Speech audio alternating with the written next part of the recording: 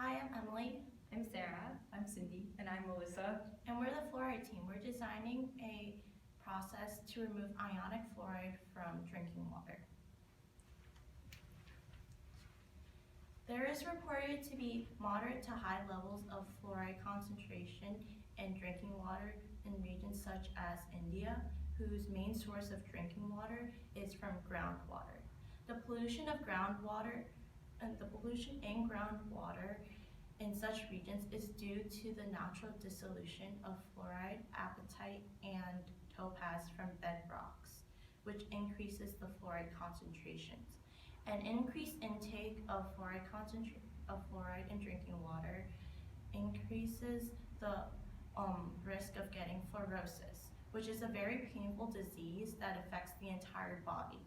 Dental fluorosis affects your teeth and it corrodes, disfigures, and discolors your teeth, while ingesting over 10 milligrams per liter of fluoride in drinking water will cause severe skeletal fluorosis, which affects your bones and your joints. So it creates stiffness in your legs and your spinal cord and pain in your joints. In addition to skeletal fluorosis, there's also non-skeletal fluorosis, which affects your muscles and creates muscle weakness or pains, and even creates birth defects. So we as a team are devising a system to meet the World Health Standard and minimizing the amount of fluoride that exits through the effluent stream, so we meet the 1.5 milligrams per liter standard. So our current apparatus is run by pumps, and we have fluoride, water, and PAC pumps, in which fluoride and water are pumped in first to simulate fluoride contaminated drinking water, and then PAC is subsequently added to create flocs, and they go through the flocculator to create more flocs, and then go through a sedimentation tube to separate between flocs through the waistline and clean water through the effluent line. And the effluent line is tested with the turbidity meter and the fluoride probe for data analysis. So one of our main problems this semester is that flocs aren't efficiently entering the waistline. Instead, it's entering the effluent stream, which is not what we want. Instead, we are devising an experiment that determines the capture velocity for fluoride flocs, and with this we're determining the fastest velocity at which flocs are entering the waistline.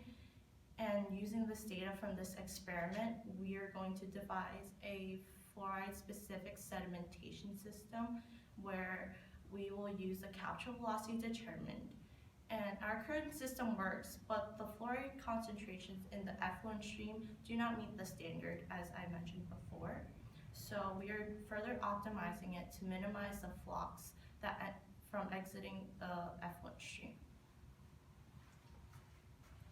So like Emily said, we're trying to figure out an optimal capture velocity for flocs, but first what we needed to do was characterize these flocs quantitatively using turbidity. So what we did was we used our original lab bench setup, but we removed the sedimentation tube. So we were pumping all the flocs from the flocculator directly to the turbidimeter to see the turbidity of the flocs.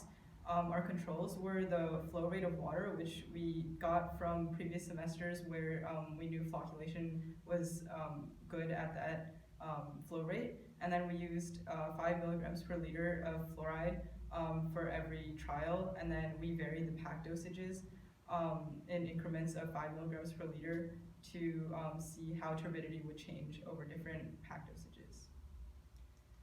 And what we found was something that looked like the graph on the left. So we used the increment function on Procoda and ran all these tests consecutively. So we would run a certain PAC dosage, then flush the system, then run the next PAC dosage. And we found that as time went on in each test, the turbidity would increase, and then it would reach some sort of steady state, which you can see with like the sort of plateaus that are on the graph. And then we found the mean or the average turbidity over each of those steady states, and graphed those average turbidities on the graph on the right. And as you can see, as you put in more PAC into the system, turbidity will increase, which makes sense because as you put more PAC into the system, you're creating more flocs, because there's more for the fluoride to bind to, and that means turbidity increases because the flocs are turbid. And then what we also saw was that as you put in more PAC, effluent fluoride is decreasing. So this doesn't have to do with sedimentation, it has to do with flocculation. So it just means that as you put in more PAC, you're flocculating more and giving the fluoride more to bind to and become flocs. And what we have to measure effluent fluoride concentration is a fluoride probe, which is ion selective, so it can only see the fluoride in the form of ions and not in the form of flocs. So we could see this ionic fluoride decreasing as we increase PAC concentration. And what we also did was we graphed the fluoride in floc form versus effluent turbidity. The way we found the fluoride in floc form was we just subtracted the amount of effluent fluoride we were measuring from the probe from the influent fluoride that we were putting in, which was 5 milligrams per liter. And we saw this general trend of how as effluent turbidity increased, it meant that we were moving more fluoride as flocs.